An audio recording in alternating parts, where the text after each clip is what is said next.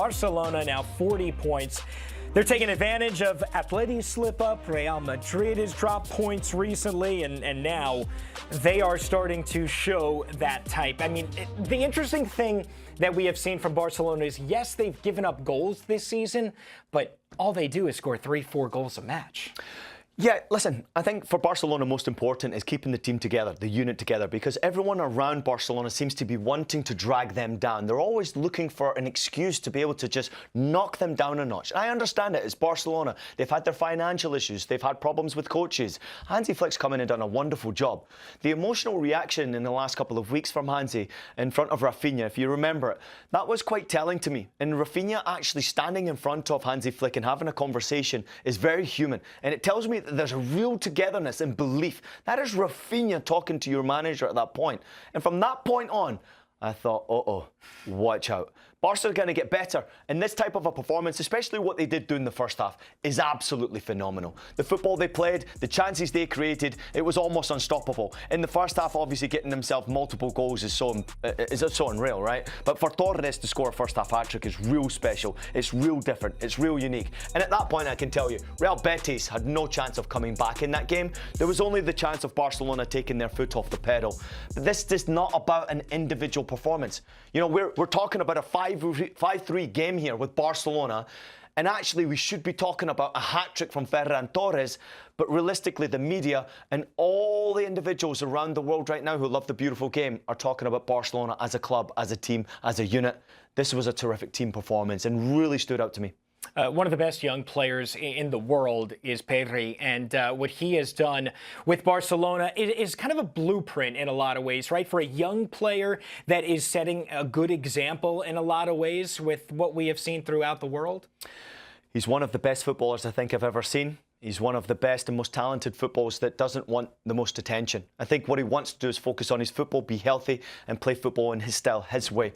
He is an outstanding individual. And if you think of gentlemen of the game, the players who have come before him, he's probably picked the tools of the trade from every individual. If you're looking at these 5 in front of us right now, and he's added to his own arsenal. He is an outstanding footballer. He's probably one of the best passers I've ever seen in the game. I always try to go back to Paul Scholes because to me he was the ultimate midfielder.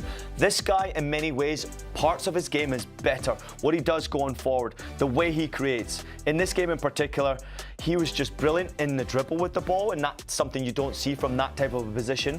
But his actual passing, trying to put it into the final third, is something that's so unique and different. Getting assists will always happen to Pedri if you allow him to get further up the field.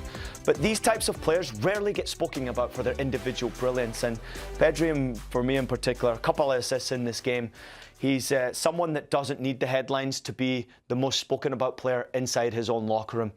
Every single player who walks into Barcelona's locker room knows who he is, what he is, and how important he is. He might be the most important piece of the puzzle in this Barcelona side. When he's fit, he plays. When he plays well. When he plays well, they normally win. Well, we talked about Ferran Torres, the way that he has started off this season, and the hat-trick here today.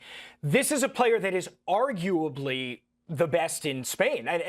Is he someone that should be the front runner at this moment to be the number 9 for the Spanish national team in the World Cup next year? I don't think we're necessarily talking about him potentially being the number 9. I think we're talking about him potentially being the Golden Boot winner at a World Cup. Wow. Let's get serious here. I mean, this is an outstanding player that's been given an opportunity because of age of Lewandowski, understandably so. I mean, obviously you recognise what he's doing for his club team now. That's brilliant, right? And scoring a hat-trick is special. It's an individual achievement. Another player who doesn't want the headlines. The Barcelona way is the team is the star, right? It's a massive club, but the team, at the end of the day, will always be the most important part of football. And, of course, for me in particular, you look at the individual going to Spain, playing for the national team, what he can do for the national team. Can he now take his game to the next level?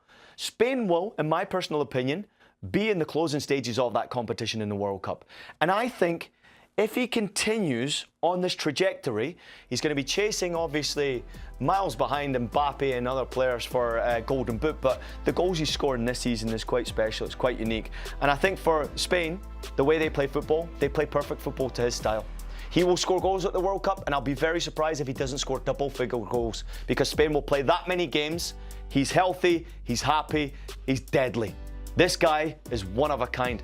I can't believe City's history with him, and obviously, to me in particular, it's just a perfect home for him being at Barcelona. He should have stayed there all the time, and now he's back there now. The future is all his if he continues. Yeah, and he's flourishing under Hansi Flick. This is not an This is not an easy job to do, the Barcelona manager, in so many ways. And we have seen, defensively, he hasn't gotten maybe the replacements that he was hoping for coming into this season.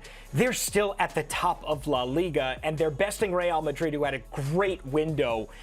Why is he the man for the job, and why has he excelled so much here in this team? Hansi Flick connects with humans better than most coaches do. He takes it very personal. He's very deep. With young experience, it's almost he has an immediate connection when he walks into a locker room. There's obviously immediate respect for what he did do in that unbelievable year with Bayern Munich when he won every single trophy available to them. And also what he's done for the German national team. He was a part of 2014, obviously, on the assistant side of things. But now he's got the keys. He was the perfect fit. Barcelona were somewhat in crisis. They needed to replace a legend. They brought in someone who had a status that the players could immediately find respect, but also to relate to. And to me, that's massively important.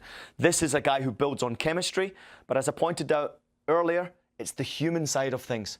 He's a vulnerable person. He's willing to open up and express himself. He's been sent off for dissent. Never in a million years would I have thought Hansi Flick would have shown that much emotion in Spain, of all places. Sure, I'd love to see him speak Spanish and learn the language properly so that he can be maybe more explosive in the Spanish language, but I can understand him protecting himself, wanting to do it in English and obviously translate things correctly.